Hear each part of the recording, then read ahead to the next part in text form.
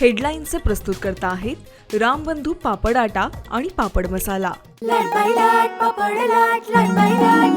पापड season आला, घेऊन रामबंधू पापड आटा आणि पापड मसाला।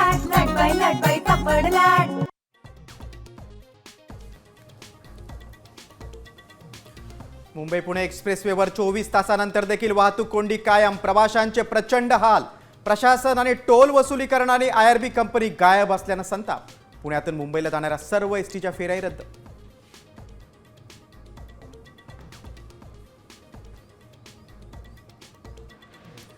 टँकरमधून गॅस बाहेर पडत असल्याने लोकांच्या जीवाला धोका नको म्हणून वाहतूक सोडवण्यास विलंब।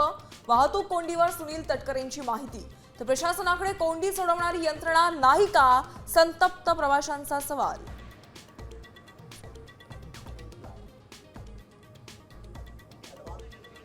राष्ट्रवादीच्या विलिनीकरणाच्या चर्चेत देवेंद्र फडणवीस नव्हते, त्यांना बोलण्याचा अधिकार नाही। शरद पवारांचा पलटवार। राष्ट्रवादीच्या विलिनीकरणावर भाजपची मध्यस्थी अमान्य।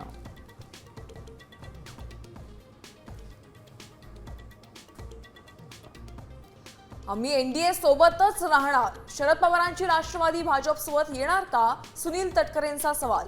आधी विलिनीकरण होऊ द्या, मग जबाबदाऱ्या ठरवता येतील, अत्रामांची भूमिका।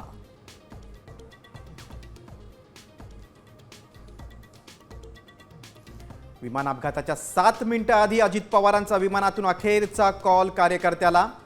माळी समाजाच्या उमेदवाराला तिकीट दिल्याचं समर्थन करत कार्यकर्त्याची काढली समजूत। संवादाची ऑडिओ क्लिप साम टीव्हीवर।